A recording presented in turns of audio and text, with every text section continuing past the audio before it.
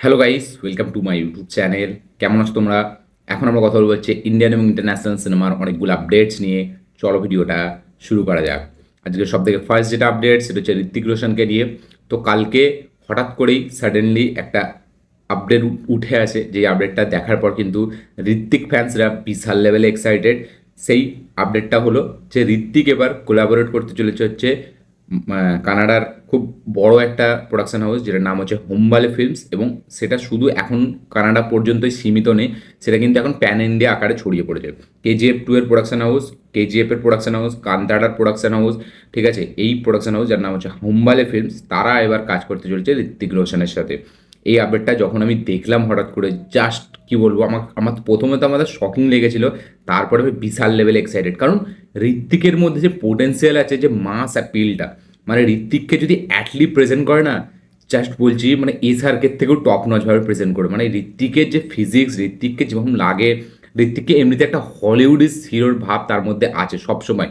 এবং ঋত্বিকের স্ক্রিন প্রেজেন্সই আলাদা, সেটা ড্রামা সিনেমা হোক, সেটা মানে অ্যাকশন সিনেমা হোক। এবং অ্যাকশানে তো ঋত্বিক মানে আলাদাই, ঠিক আছে, সেটা ধুম 2 হোক, সেটা ক্রিস 3 হোক, বা সেটা আমাদের ওয়ারে হোক, ওয়ার 2 হোক, ঋত্বিক সবসময় একটা মাস অ্যাপিলের জন্য তাকে মানে মানে কী বলবো, এটা দেখলেই বোঝা যায় যে সেটা মাস হিরো।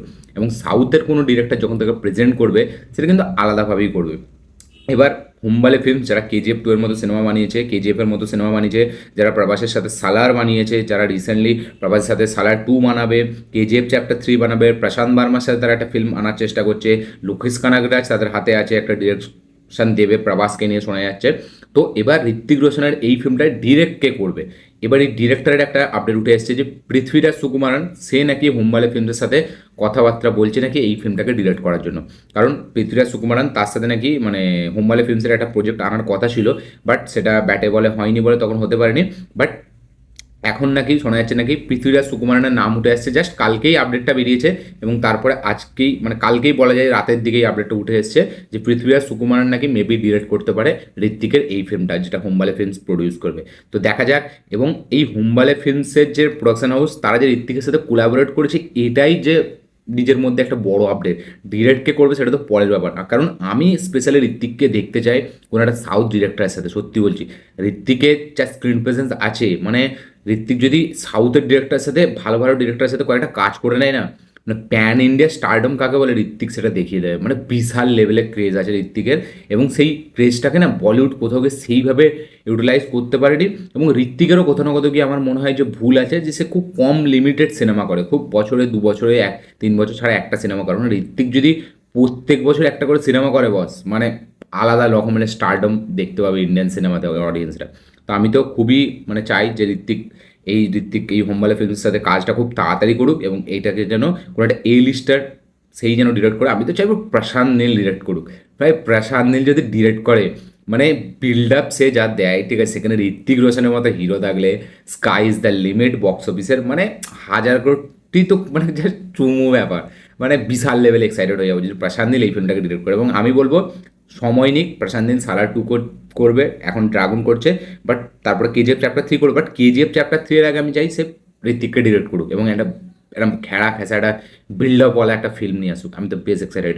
আপনারা কি এক্সাইটেড? এবং পৃথ্বীরাজ সুকুমারনের নাম উঠে আসছে ডিরেকশনের জন্য, সেটার জন্য আপনাদের কি মতামত অবশ্যই কমেন্টে লিখে জানাবেন। আজকের নেক্সট যেটা আপডেট সেটা হচ্ছে আমাদের একে নিয়ে, ক্যাথি 2কে নিয়ে। তো ক্যাথির যে প্রডিউসার SR প্রভু, সে জানিয়ে AR প্রভু, ঠিক আছে, সে জানিয়েছে যে লোকেশ কানারাজ কিন্তু ক্যাথির প্রি প্রোডাকশন কিন্তু 1 মাস আগেই চালু করে দিয়েছে।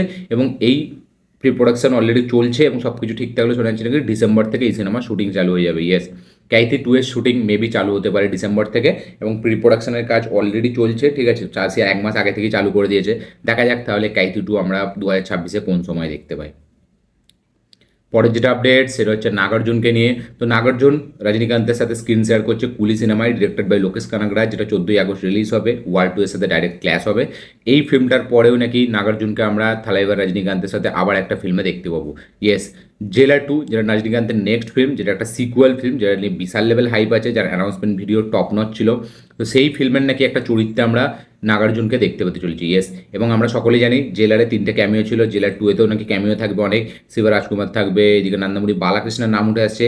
এবং বালাকৃষ্ণ নাকি 50 কোটি না কত কোটি টাকাটা, না 20 কোটি, যাই হোক আমার এক্স্যাক্ট মনে নেই, বাট সে একটা চার্জ করেছিল। আমার মনে হচ্ছে সেই রোলটাই নাগার্জুনের কাছে গেছে, যেহেতু সে অত ফিস চেয়েছে, তাই জন্য হয়তো বালাকৃষ্ণার রিপ্লেসমেন্টে আমরা নাগার্জুনকে দেখতে পেতে চলেছি। ইয়েস, এখন এরকমই আপডেট উঠে আসছে যে নাগার্জুনকে নাকি আমরা মানে জেলার 2-এতে একটা চরিত্র দেখতে পেতে চলেছি। এবং মানে এই জেলার 2 এর জন্য যে জেলারের যে ভিলেন ছিল বিনায়ক, ঠিক আছে, তাকেও নাকি আমরা আবার জেলার 2 এ দেখতে পেতে চলেছি। এবং সেটা নাকি একটা ফ্ল্যাশব্যাক সিন হবে। ইয়েস, একটা ফ্ল্যাশব্যাক পোর্শন হয়তো থাকবে, ওই যে বিনায়ক যে মেন ভিলেন ছিল জেলারের, ঠিক আছে, তাকেও নাকি একটা ফ্ল্যাশব্যাক সিনের মাধ্যমে আনা হবে জেলার 2 এতে। এবং নাগার্জুন নাকি থাকতে থাকতে চলেছে এই সিনেমায়, এখনো পর্যন্ত আপডেট। তো দেখা যাক এই মেন ভিলেনের সাথে নাগার্জুনের কোনো কানেকশন আছে নাকি, এবং নাগার্জুন কি মেন ভিলেন হয়, এটা দেখার মতো বিষয় হবে। এবং এস জে সুরিয়াও জেলার 2 এতে থাকার কথা আছে। দেখা যায় সব কিছু মিলিয়ে কাকে কাকে অলরেডি মানে কাকে কাকে অফিসিয়ালি আমরা জেলার 2-এতে দেখতে পাই, বাট নাগার্জুনের নামটা এখন উঠে আসছে। পরের যেটা আপডেট সেটা হচ্ছে জেমস গানের সুপারম্যান লেগেসি নিয়ে, যেটা জুলাই মাসে রিলিজ হবে। তো most anticipated upcoming Superman film, সেই ফিল্মটা 11 জুলাই রিলিজ হবে থিয়েটারে। এই ফিল্মটার রান টাইম হতে চলেছে 2 ঘন্টার কাছাকাছি। ইয়েস, 2 ঘন্টার মধ্যেই এই সিনেমাটির রান টাইম হবে, বা 2 ঘন্টার যদি বেশি হয় 2 ঘন্টা 1-2 মিনিটের হবে, বাট 2 ঘন্টার কাছাকাছি ফিল্ম হতে চলেছে সুপারম্যান লেগেসি। নেক্সট যেটা আপডেট সেটা হচ্ছে নানা পাটেকারকে নিয়ে। তো নানা পাটেকার ফেরালো এস রাজমৌলির অফার। ইয়েস, 20 কোটি টাকা অফার করা হয়েছিল তাকে একটা রোলের জন্য, মহেশবাবুর বাবার একটা ক্যারেক্টারের জন্য, বাট সে সেটা ফিরিয়ে দেয়, কারণ তার মনে হয় যে সেই রোলটাই তার সেরকম কোনো মানে ছিল না, আর্ট ছিল না, তাই জন্য সে 20 কোটি টাকাটা অফারটা ফিরিয়ে দেয়। এবং মাত্র 15 দিন শুটিংয়ের জন্য অ্যালার্ট করেছিল এখানে রাজমৌলি, বাট সে সেটা করতে চায় না। এবং সে এটাও জানিয়েছে যে রাজমৌলির সাথে কাজ করার ইচ্ছা থাকলেও বাট সে এই রোলটা করতে পারবে না, বিকজ তার এই রোলটা অতটা মানে হেভি মনে হয়নি। 20 কোটি টাকার অফার মানে রিজেক্ট করলো নানা পাটেকার, তাও আবার রাজমৌলির সিনেমাতে। নেক্সট যেটা আপডেট সেটা হচ্ছে রাজা সাহেবের, প্রভাসের আপকামিং সিনেমা রাজা সাহেবকে নিয়ে। তো রাজা সাহেবের অফিসিয়াল টিজার নাকি আসতে চলেছে 6 তারিখ। ইয়েস, জুন মাসের মানে হচ্ছে পরের মাসেই 6 তারিখ আসতে চলেছে রাজা সাহেবের অফিসিয়াল টিজার। মেকার্সরা নাকি খুব শিগগিরই ঘোষণা করবে, এটার অফিসিয়াল একটা অ্যানাউন্সমেন্ট আনবে এই যে মানে টিজারটা আসার জন্য। এবং রাজা সাহেবের টিজারের জন্য অলরেডি মানে প্রভাস তার নিজের ডাবিং শেষ করেছে। দেখা যাক তাহলে সত্যি এবার ফাইনালি 6 তারিখ এই টিজারটি আসে নাকি, বাট ইনসাইডার আপডেট যে 6 তারিখেই নাকি আসতে চলেছে রাজা সাহেবের টিজার। নেক্সট যেটা আপডেট সেটা হচ্ছে ওয়ার 2কে নিয়ে। তো জুন মাসে শেষের দিকে শুরু হবে ডান্স ফেস অফ, যেটা ঋত্বিক এবং জুনিয়র এনটিআরের মধ্যে থাকবে ওয়ার 2 সিনেমাতে। তাই সেই ডান্সটার নাকি শুটিং চালু হবে জুনের শেষ সপ্তাহে। ইয়েস, জুন মাসের শেষের দিকে এই গানটার শুটিংটা চালু হবে, যেটা ডান্স ফেস অফ ঋত্বিক এবং এনটিআরের মধ্যে। সেই অংশে মানে সেই গানটাই দুজন, সেই শুটিং পোর্শনটায় দুজনেই অংশগ্রহণ করবে। জুনের শেষ সপ্তাহে এটা হবে। নেক্সট যেটা আপডেট সেটা হচ্ছে আমির খানের সিতারা জামিন পার থেকে। তো আমির খান এবার নতুন একটা বিজনেস আইডিয়া মারছে। তো আমির খানের নেক্সট সিনেমা সিতারা জামিন পার, সেটা কিন্তু এবার ওটিটি প্ল্যাটফর্মে রিলিজ হবে না। ইয়েস, এই সিনেমাটি নাকি থিয়েটার রিলিজের 8 সপ্তাহ পরে ডাইরেক্ট রিলিজ হবে ইউটিউবে পেড সিস্টেমে। ইয়েস, মানে আপনাকে এই সিনেমাটি ইউটিউবে দেখতে গেলে পয়সা খরচা করতে হবে। পেড সিস্টেমে রিলিজ হবে হচ্ছে আমির খানের সিতারা জামিন পার থিয়েটার রিলিজের 8 মাস পর ইউটিউবে। মানে থিয়েটারে রিলিজের 4 মাস বা 5 মাসের পরে যে আমরা ওটিটিতে চলে আসতে দেখি ফিল্ম, সিতারে জামিন পার কিন্তু আমরা দেখতে পাবো না ওটিটিতে। সিতারে জামিন পার প্রথমে থিয়েটারে চলবে, 8 সপ্তাহ হয়ে যাওয়ার পর তখন এটা ডাইরেক্ট ইউটিউবে আসবে, তাও আবার মানে প্রিমিয়াম ভার্সানে, মানে পেড, আপনাকে পয়সা দিয়ে পেড করে তবে দেখতে হবে এই সিনেমাটি। তো এটাই বলো ভালো। এবং এখন যা ওটিটি যারা মানে ডিল করছে না, তারা তো ভেবেই নিয়েছে যে এখন আর থিয়েটারে সিনেমা চলে না, 4 সপ্তাহ পরে সিনেমাটা আমাদের কাছে চলে আসবে, মানে এরকম একটা সিস্টেম হয়ে গেছে। এবং এটা নিয়ে আমির খান, শাহরুখ খান তারা কথাও বলেছিল। রিসেন্টলি আমরা ঠাগ লাইফের জন্য দেখলাম যে কামাল হাসান সে তার সিনেমাটি মিনিমাম 8 সপ্তাহ পরে ওটিটিতে আসবে। তো আমি বলবো এরকম সবাই যদি একটা করে স্টেপ নেয়, তাহলে কিন্তু ওটিটির যে ডিলটা, ওটিটি কোথাও গিয়ে খারাপ না, আমি কোথাও গিয়ে বলবো না যে ওটিটি খারাপ, বাট একটা লিমিটেড একটা টাইম দেওয়া দরকার যে থিয়েটারে সিনেমাটা চলুক। কারণ সিনেমা হচ্ছে বিগ স্ক্রিনের জন্য, থিয়েটারের জন্য। থিয়েটার যত বাড়বে তত সেই সিনেমার চলটা বাড়বে, তত অডিয়েন্স সিনেমা দেখতে পাবে। নাহলে সেই আমাকে একটা সিনেমা দেখার জন্য যদি 45 কিলোমিটার 50 কিলোমিটার দূরে যেতে হয়, তাহলে আমি একদিন দেখবো, দুদিন দেখবো, প্রত্যেক সপ্তাহে দেখতে পারবো না, যেটা আমি পারিও না। মানে আমার খুব গুনে চুনে মানে হয়, ঠিক আছে, আমি সব প্রকার সিনেমা দেখতে পারি না, কারণ আমার এখান থেকে বাড়ি থেকে প্রায় 60 কিলোমিটার দূরে থিয়েটার। তাই জন্য আমি বলবো যে এই জিনিসগুলো, এই বিজনেস স্টেপগুলো নেওয়া দরকার, যাতে থিয়েটার বেশি করে সিনেমা চলে এবং থিয়েটার তার জন্য বাড়ে, এবং তারপরে নেটফ্লিক্সে আসুক বা ওটিটিতে মানে ইউটিউবে আসুক, কোনো ব্যাপার না।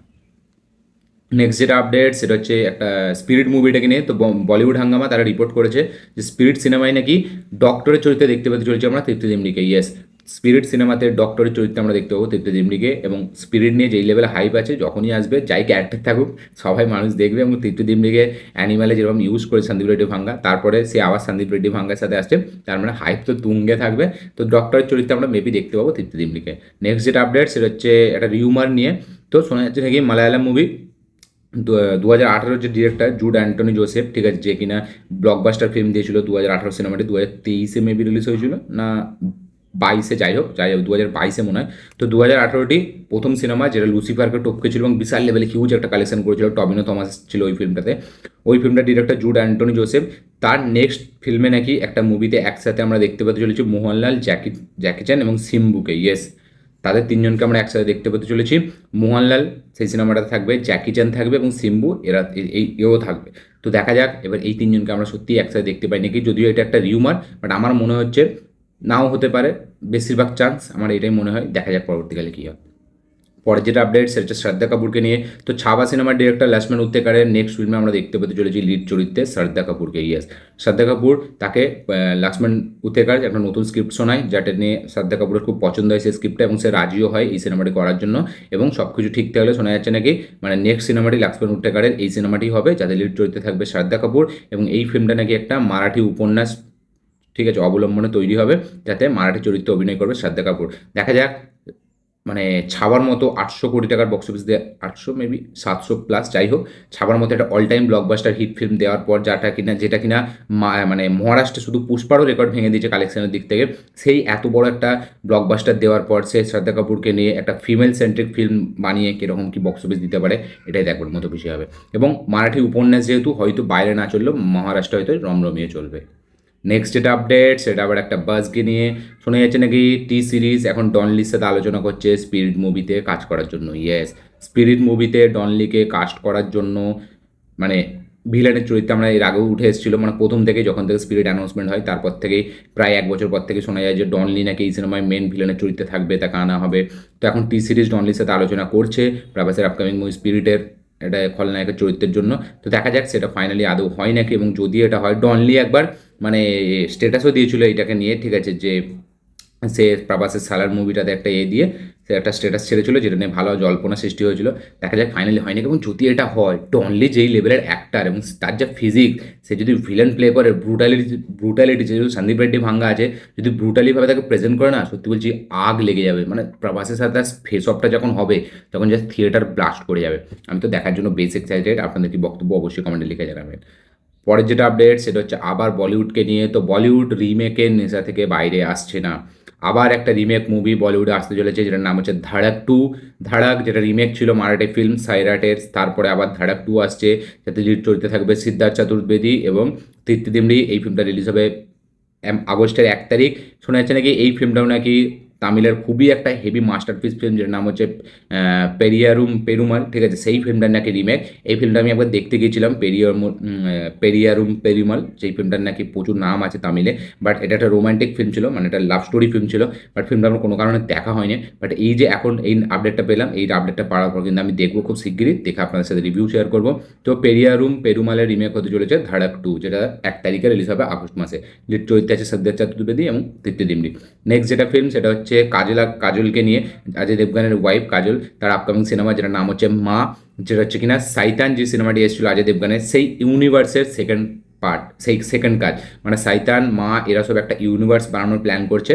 এখানে সাইতানের মেকার্সরা জিও স্টুডিও এবং এখানে অজয় দেবগান ফিল্মস, ঠিক আছে, তারা একটা ইউনিভার্স বানাচ্ছে, যাতে কিনা সাইতান ফিল্মটা আছে, সাইতানের নেক্সট পরেই এই ফিল্মটা আছে মা ফিল্মটা, যেটা মানে 27 জুন রিলিজ হবে। 27 জুন রিলিজ হবে হচ্ছে কাজলের নেক্সট হরর ফিল্ম, যেটার নাম হচ্ছে মা, যার ট্রেলার কিছুদিনের মধ্যে আসতে চলেছে এবং সাইতান ইউনিভার্সের পার্ট হতে চলেছে। বাট এর যে ডিরেক্টর, সেটা আমাকে খুবই ডিসঅ্যাপয়েন্টমেন্ট করেছে। বিশাল ফুরিয়া এর ডিরেক্টর, যে এর আগে আমাদের ছড়ি এবং ছড়ি 2 বানিয়েছে, খুবই খাজা একটা ডিরেক্টর। আমি তো বলবো তাকে এই সিনেমাটা থেকে সরাক, কারণ সাইতান যেরকম লেভেলের সিনেমা, সেই মানে ইউনিভার্সের পার্ট হতে গেলে ডিরেক্টর আরও ভালো আনতে হবে। তো আমি তো বলবো যেন বিশাল পুরিয়াকে সরিয়ে কোনো অন্য ডিরেক্টর এখানে আনা হয়। নেক্সট যেটা আপডেট সেটা হচ্ছে আল্লু অর্জুন এবং অ্যাটলি কুমারের ফিল্মটাকে নিয়ে। শোনা যাচ্ছে নাকি জুন মাসের নেক্সট সপ্তাহ থেকে মুম্বাই শুটিং চালু হতে যাচ্ছে আল্লু অর্জুন এবং অ্যাটলির এই ফিল্মটা। ইয়েস, জুন মাসের সেকেন্ড উইক থেকে মুম্বাই শুটিং শুরু হবে আল্লু অর্জুনের নেক্সট ফিল্ম এবং অ্যাটলির নেক্সট ফিল্মের। নেক্সট যেটা আপডেট সেটা হচ্ছে আমাদের একে নিয়ে, হলিউড থেকে একটি ফিল্মকে নিয়ে, সিনার্স বলে একটি ফিল্ম রিলিজ হয়েছিল, হরর ফিল্ম, যেটা কিছুদিন আগে রিলিজ হয়েছিল, বেশ পজিটিভ রিভিউজ পেয়েছিল। এই বছরের 2025-এর অন্যতম সেরা হরর ফিল্ম নাকি এই ফিল্মটাই হয়েছে, এবং 3 জুন এই ফিল্মটা ডিজিটালি রিলিজ হবে। ইয়েস, মুভিটার রিভিউ কিন্তু খুব পজিটিভ ছিল, এবং সিনার্স ফিল্মটা কিন্তু দারুণ একটা রেসপন্স পেয়েছিল, অরিজিনাল ফিল্ম হিসাবে দারুণ একটা কালেকশনও করেছিল। এবার 3 জুন ডিজিটালি রিলিজ হচ্ছে সিনার্স সিনেমাটি। কোন এতে রিলিজ হবে সেটা এখনও জানা যায়নি, তবে আমার মনে হচ্ছে অ্যামাজন প্রাইমে রিলিজ হবে। তো 3 তারিখ রিলিজ হচ্ছে, দেখা যাক এই ফিল্মটা কীরকম কী হয়। আজকের পরের যেটা আপডেট সেটা হচ্ছে আমাদের একটা ওয়েব সিরিজকে নিয়ে। ব্ল্যাক ওয়ারেন্ট বলে নেটফ্লিক্সে একটা ওয়েব সিরিজ রিলিজ হয়েছিল, যেটা মেবি বিক্রমাদিত্য মোটওয়ানির সিরিজ আমার মনে হচ্ছে। হ্যাঁ, আমি যতটা মনে হয়, আমি এর 4টে এপিসোড দেখেছিলাম, তারপরে আমার দেখা হয়নি। খুব স্লো পেস ওয়েব সিরিজটা, বাট ওয়েব সিরিজটা নাকি খুব দারুণ, খুব সিনেমাটিক একটা ওয়েব সিরিজ, মানে হেভি একটা ডিটেলিংয়ের সাথে আসার একটা ওয়েব সিরিজ, এবং এটা একটা ট্রু ইনসিডেন্টের ওপর বেস্ট করে এই ওয়েব সিরিজটা বানিয়েছিল। বা যার 4টে এপিসোড দেখা হয়েছে, বাট তারপরে এপিসোডগুলো আমার দেখা হয়নি, খুব স্লো পেস বলে আমি আর দেখিনি।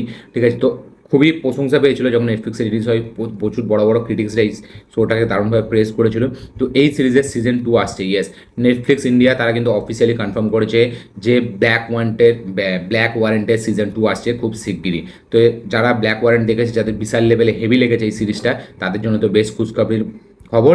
এবং ঠিক উল্টো দিকে, এটা যেমন একটা সুখবর দিলাম, ঠিক উল্টো দিকে আর একটা কুখবর আছে, যে নেটফ্লিক্স কিছুদিন আগে একটা রিলিজ দিয়েছিল, যাতে আমাদের ঈশান খাট্টার, আমাদের ভূমি পেডনেকার, নোরা ফাতেহি ছিল।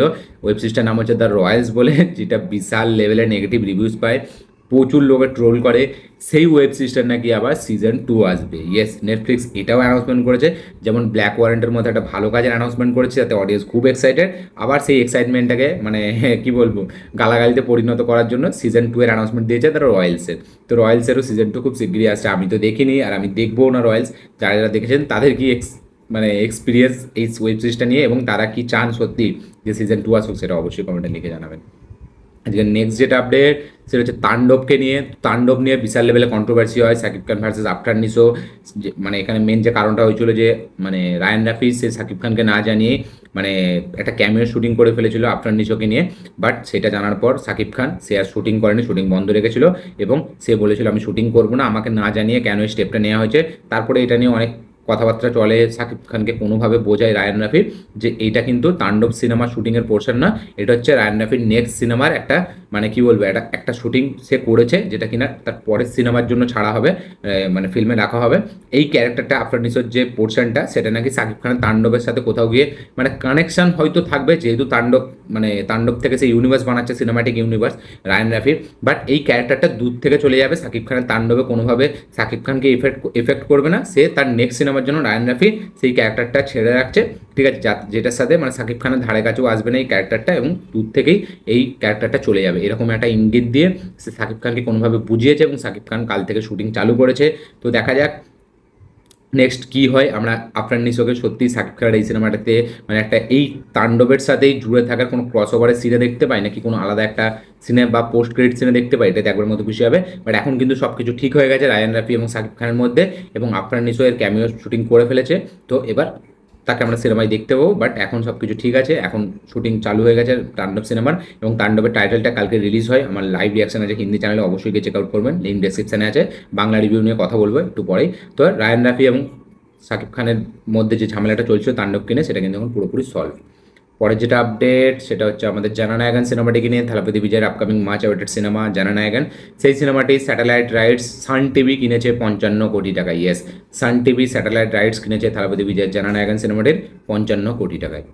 তো এই ছিল আজকে টোটাল আপডেট, ইন্ডিয়ান আপডেট, তার পাশাপাশি ইন্টারন্যাশনাল আপডেট। এই আপডেটগুলো দেখে জেনে শুনে আপনাদের কী বক্তব্য, কী মতামত, কী রিয়াকশন, অবশ্যই কমেন্টে লিখে জানাবেন। ভিডিওটা ভালো লাগে থাকলে লাইক শেয়ার কমেন্ট করে দেবেন। চ্যানেলটি নতুন হলে চ্যানেলটিকে সাবস্ক্রাইব করবেন, বেল আইকন প্রেস করতে ভুলবেন না। দেখা হচ্ছে পরের ভিডিওতে, ততক্ষণের জন্য।